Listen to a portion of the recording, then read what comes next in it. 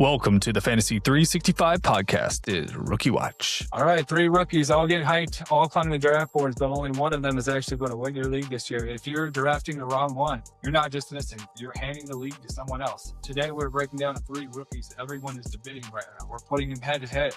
And by the end of this video, you're going to know exactly who you should draft and who you need to stay far away from. Because in fantasy, being early is how you win. Being wrong is how you finish last. Let's get into it. Ollie, we're talking rookies today. We got 3 of them, 3 big names that are going to be drafted kind of all over the place. But as me, you both like our rookies, we want to know which one is the best value at where they're going to be drafted at. Ultimately, which one am I going to go for? So let's get right into it, man. Let's talk about the first one on the board. We got Jeremiah Love, running back at the 2nd round, 8th pick, around 20 or so, depending on your league size. What's going on with Jeremiah Love today, dude? Yeah. I mean, yeah, that's the rookie, I would say. You know, he's the guy. And from the last time even we talked about him, it seems like kind of his fantasy value has dropped a little bit. We're seeing more consensus 2nd round. But I mean, this guy, it's the best of the best. Like, he's the Bijan type of fantasy guy that we see. He's a McCaffrey type of guy, elite receiving, elite threat on the ground. I'm hearing electricity, dude. I'm hearing just pure motor. Yep. So that's awesome. Jeremiah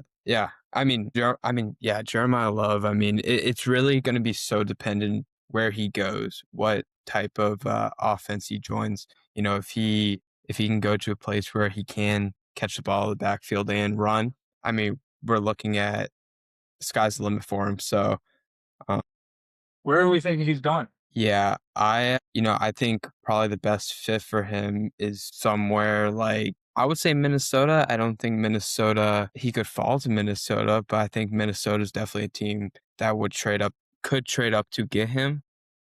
Okay. I think a Kevin O'Connell type offense would be great. But, if a team's not trading up, I still think Tennessee, we're not seeing him mocked there as much. But I think great fit for him would be great offense. There's rumblings about Cincinnati as a fit. What does that mean from a fantasy perspective because Chase Brown's obviously a great fantasy back as well. So, there's a lot of debate about, and it's so scheme dependent on how we're going to see Jeremiah Love for this fantasy season. So I'm really intrigued to see where he goes in a few weeks. So I'm near Cincinnati.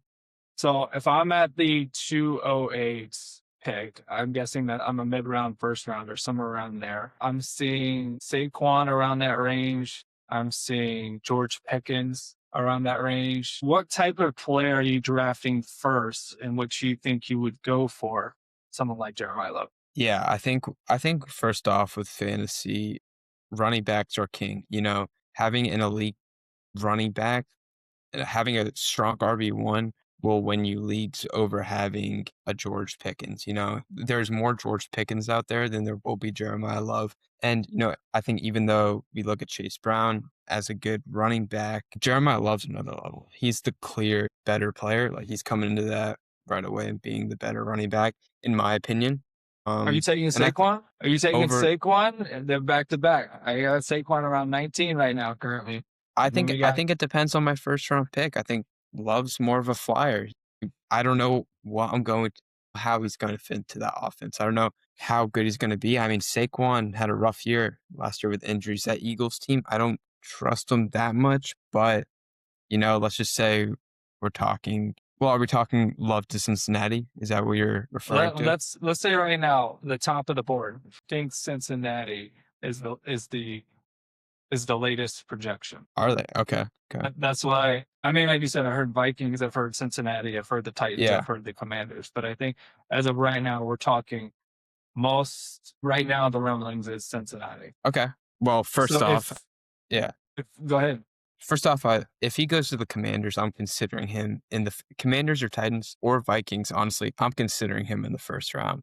I think Cincinnati, I'm more in the 2nd or 3rd, just because, I mean, the offensive line is terrible. I know the Titans don't have the best offensive line, but there's a lot of money put into it. But has been bad for the past 5 years. Terrible. Okay.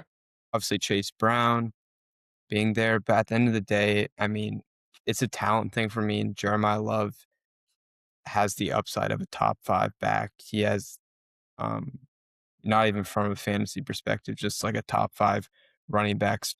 I mean, that's obviously always going to translate to fantasies. I don't know if I'm taking him over Saquon, but it's 100% a conversation, and it's 100% a situation where I'm taking it down to the last second, trying All to right. think about it. You have CMC in the first round because he's around 7-8.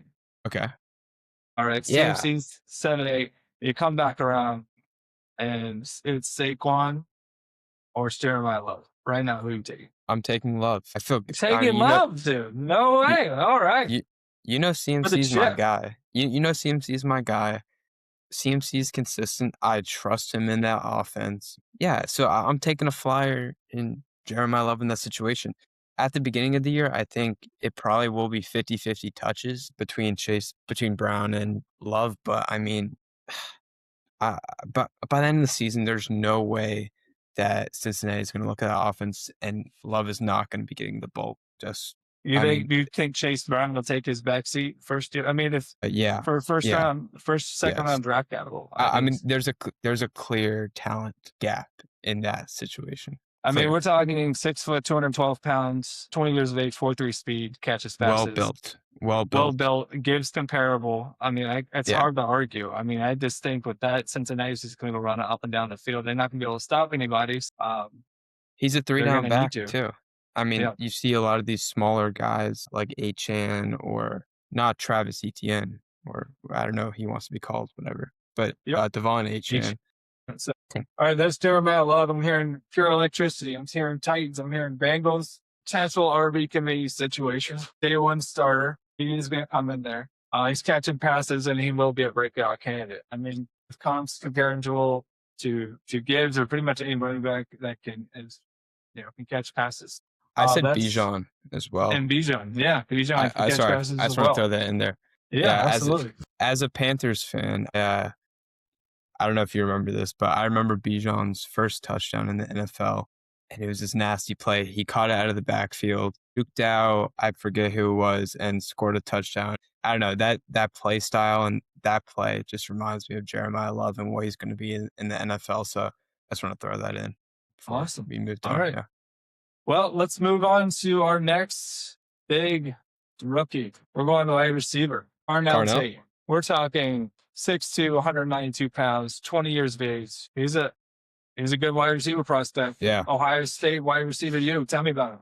Yeah, I mean, he's my wide receiver one. I think the other two guys we'll talk about or will be in discussion are Jordan Tyson and Mekhi Lemon. Okay. I think Tate's the best. I mean, the Ohio State pedigree, I mean, it speaks for itself. And, you're not drafting a guy just because he went to Ohio State, but it's almost at that point. There's so many good guys that have been coached by Brian Hartline at Ohio State's. Yeah, I think Carnell Tate, an elite deep threat. Big play wide receiver. Big play. 17.2 yards per catch, which is... I heard, I was watching earlier today a video. He's in the 94th percentile in terms of hands. So when I think of that, I'm thinking DeAndre Hopkins. He's going to go up. He's going to catch that ball. I heard he's all over the field. He can play all 3 levels of the field, and he's an absolute monster. Yeah, and that translates great to the NFL. I mean, having a low drop rate, being a deep threat, but being able to, he's such a smooth route runner. I think, if watching Carnell Tate's film, you're not looking and he's not having all these flashy plays, but it's just consistent. It's someone a quarterback can always rely on to make a big play and not cost them, an easy completion or something like that. So I think that's so reliable. And especially from a fantasy perspective, in a PPR league, that's just not dropping the ball is just 1 point. So yeah, I heard he's got he's 85th percentile in contested catches. Yeah. I mean, he's coming down with those hands. He's coming down with it. So, I mean, 100%. it's hard to argue against him. On top of Ohio State, on top of elite route runner, this gonna He's smooth. Be nasty for your fantasy lineup. He's going in the 5th round. First off, which teams is he going to? Yeah, I think, well, my favorite fit for him is the Saints. Tyler Shaw? Yeah. Tyler Shuck? I don't know. I mean, looked good at the end of the year last year. Get him a receiver. Olave with the concussions, the other health injuries, I think, or health concerns. I think, you Shaheed's know, gone. Yeah. Shahid's gone, and I think in a weird way, they're not built the same, but they're similar players. They both play vertically, and I think Carnell Tate can step right into that role. You can have a two-headed monster with him and Olave. I think Saints are a great fit. I think Commanders are another place he might be going. I think would be a great fit as well. I think an underrated one is the Los Angeles Rams. I think it's Yeah, a whole other over them as well. discussion that Devontae Adams, they're looking to trade him. Even if they don't, I think maybe from a fantasy perspective, you might look down on that, but Devontae's been hurt. Puka's in rehab right now. I don't know what's going For on. biting someone. Yeah. So I think people, if Carnell goes to the Rams, people are going to be like, oh, it's too crowded of a receiver room. I mean, Devontae Adams hasn't played a fully healthy season in so long. I think I don't even think that's really that big of a negative as people would kind of consider that to be. So yeah. You know how many end zone targets Devontae Adams had last year? No. End zone. How many? Let me take a guess. guess. Let me take a guess. He's number one in the league. He was number one in the league? Number one in the league by a mile. What? All right. I can't even come up with a number. 28. What is it? Wow. The nearest person, and I don't know exactly, it was like 15 to 18 range. It was like Jamar Chase, those players. Devontae Adams. Well, go ahead. that's, yes. Sorry, I didn't mean to cut you off there, No. but that's if they do trade Devontae or they decide to move on from him in the future, which, I mean, they will. I mean, if they're already looking to trade him, I doubt they look to re-sign him because I think he only has 1 year remaining on his deal. Yep. Carnell Tate is a great red zone threat. He will fill in that position perfectly with the Rams. I mean, it's a good, consistent offense. Yeah. So I would love his fit with the Rams. Yeah. any other teams outside of the Rams and Saints? I mean, I think there's a lot of rumblings about the Jets. Jets pick at number 2 and 16. Does he go number 2? I doubt it. I would never bet any money on that, but there's rumblings that the Jets do really like Carnell Tate. And if he falls to 16, which I don't think he will, but the draft is so unpredictable, you never know. I would not love that fit from a fantasy perspective for Carnell Tate. Yeah. But yeah, I think, when I'm talking about Carnell Tate, players I kind of think about or, just watching the film that I see similarities to. Main one is T. Higgins. Okay. Big, physical, sure hands, gonna go up and get it in the red zone. I think another one is Chris Olave, which kind of ironic because I think a great fit for him would be the Saints. Yeah, those two guys, definitely guys, deep threats, good route runners, smooth route runners, I think. Yeah, so we'll see. So I'm hearing wide receiver one profile, but I'm hearing also that it's going to be dependent on where he lands. So Of course. At round 5, 60th pick, I'm hearing right around like Terry McLaurin-ish range. Would you rather have a Jaden Daniels, Terry McLaurin combo, or would you rather have someone like Carnell Tate on there? I mean, I'd rather have Carnell Tate, but I think it's more so that I'm more out on McLaurin than I am in on Tate, if that makes sense. I think, I don't know. I don't love Terry as much anymore. He's getting to that age where it's like, I've seen too many injuries with him.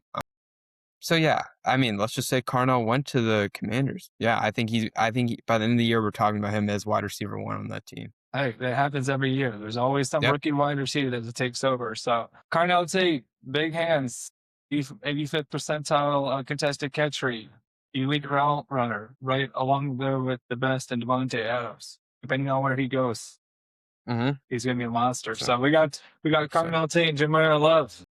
Let's move on to the. All right. This is Kenyon Sadiq. We've done a running back. We've done a wide receiver. So tell me about Kenyon Sadiq, man. I have 6'3", 241, 21 years of age, 4.3 speed. Tight end number 2 in the rookie class for this year. Tell me about it. Yeah. I think first off, when we're talking fantasy football, tight end position is so pivotal. No, it can win you, or it can more so win you a league than lose you a league, unless, you take a guy you take a guy early in a round and it doesn't work out. But yeah, I mean, we talk about the Brock Bowers, the Trey McBrides, does Sadiq have that upside? We will see, but I think Sadiq from a fantasy perspective of we don't know where these guys are going to land, and I think that's the big thing. But I think with Sadiq, it matters the least for him because we're entering this time in the NFL where teams are running uh, 13 personnel and running multiple tight ends. And I think Sadiq is such the modern day tight end. You can you can line him up on the line, you can line him up in the slot, which just increases his fantasy value because that means that in the NFL, coaches will be more comfortable with him being on the field wherever. Sadiq, willing blocker, great route runner. Again, I mentioned before, he can line up in the slot, which I think is huge from a fantasy perspective. Yeah. I'm hearing mismatch. Yep. Yeah, definitely a huge mismatch maker. And, went to Oregon. And I think, talking about Oregon, they always have, a very solid kind of pedigree with tight ends. And, Terrence Ferguson last year, he played with Terrence Ferguson. So, yeah, I think Sadiq also ran the fastest 40-yard dash in NFL history for a tight end at 4.39. So, He's I fast. mean, yeah. I mean, a 4.39 for a tight end at what did you say? 241. At Yeah. 241, is insane, insane. So there should be no questioning the athlete about what he is, and I think you mentioned before when we were talking about Sadiq, 3 years, he's young, and what was the stat you said? Only 3. Yeah, only 8 tight ends have been drafted in the first round that have only played just 3 years of football. Yeah. And there's some big names on that list, but the fact that he's going first round, people are paying attention to him. Yep. What teams is he going to right now? Yeah, I think again, this is could be another spot. The Rams look to throw him in. I know, they have Higbee and they have guys. When I think of Sadiq, I don't think, oh, he's a tight end. He's strictly a tight end. Right. Obviously in fantasy he will be, but I think a team like the Rams, especially with McVay, they'll look at him and be like, all right, this is just another weapon, another receiver that we can move around. And if they're in the market for a receiver, I think Sadiq is going to be in that same conversation when they bring Anywhere up Carnell else? Tate. Yeah, I think Tampa, 100%. That's I interesting. think, I like that one. yeah. I mean, they have Cade Otton. They don't have much outside of that. And again, in the NFL, we're moving to such a two tight end, a lot of 2 tight end schemes. Yeah. I think you can run Otton more on the line. You lost Mike Evans. You can run Sadiq more in a receiver role. Carolina, we like a big Panthers fans. Yeah, I think it is kind of a crowded tight end room already, but Sadiq comes in and he's the clear tight end 1, and he would come into most tight end rooms, and Sadiq would come into most tight end rooms and be the clear tight end 1. So I think, being able to get Bryce Young, a guy like that, they wouldn't pass upon the opportunity, especially with, not to get too off topic, what the Panthers did. Hold on, freeze for 1 second. Hey, I'm recording right now. All right. Continue on. Got it. Yeah. So Panthers, I think what they did in free agency, not to get too off topic, but what they did in free agency allows them to go best player available and to get a guy like Sadiq, who would be just a clear, perfect pairing with T-Mac for Bryce Young. Yeah. I think that's definitely a good option. I think the Eagles, I think I could go on and on about fits for Kenyon Sadiq. It's more so just, hey, will this team draft a tight end more than anything? But he comes in and he could be a fit for any team. There's not one team that I can see that would be like, oh, he won't fit our offense. It's more so, hey, are we good enough to be able to draft a tight end in the first round? So, very nice. Yeah. Okay. All right. So I'm hearing, he's going to be a late rounder. Right now, only 33% people are drafting him. High upside tight end, mismatch nightmare. We have the Rams, the Carolina Panthers, the Bucks. I think he's a late round, gem, if you will. Yeah. He just depends on where he lands too. So he's floating out there until we know exactly where he's going to go. Yeah, and I think from a value perspective, it's like if I can get Kenyon Sadiq in the later rounds as a tight end, I think it's golden just because, we talk about some other tight ends like McBride or like David Njoku, like these guys, or Evan Ingram. These are guys who can line up all over the field, can line up on the line of scrimmage, can line up in the slot, can line up outside. And Sadiq is one of those guys too. So it just, again, makes him so much more valuable. And under the right coach, yeah, I mean, his value, yeah. So, I mean, we have Sadiq, we have Carnell Tate, we have Jeremiah Love. Ultimately, listen, we want all these rookies, but we can only take one. So, Yeah. Yep. who are we drafting? And that is the question. I do like Jeremiah Love, and it's hard for me. I mean, listen, anyone will tell you Jeremiah Love is he's the rookie. He's the rookie. Sadiq, on the other hand, I think brings us the best value, best bang for our buck. We're talking rookies. And then Carnell Tate, I love Carnell Tate as well. It's just I think the wide receiver position in fantasy, there's so much talent out there. So again, as we keep saying, everything is scheme dependent. But from a value perspective, I like Sadiq. Sully, Sadiq we're in the same league. Which guy Yeah. are you drafting? I need to know right now so I can Yep. cite them from you. Yeah, well, that's not happening. I gave you enough insight already. Yeah, it's not happening. Maybe you can get that at Trevor, but you can't get that at me. All right. I'll tell you right now, I'm really I like running backs that catches passes. I'm just gonna, you can take it to the Who bank. doesn't? Who doesn't? You can reference that. If he goes to Cincinnati, I will tell you, that's my comment. If he goes to Cincinnati, I would probably pass. I don't think All you right. guys are going to be nice enough to give me an upper round pick, probably middle to late. So So- I do so think he'll what- be in my wheelhouse. All right, where if he goes, will he be a sure thing that you draft him?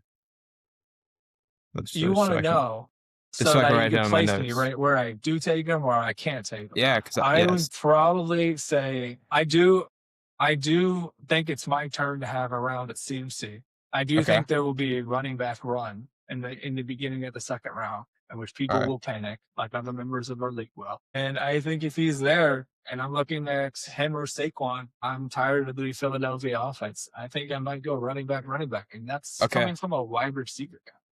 All right, cool. So I wrote that. Mark it down, take it to the Yeah. league, take it to whoever you need to.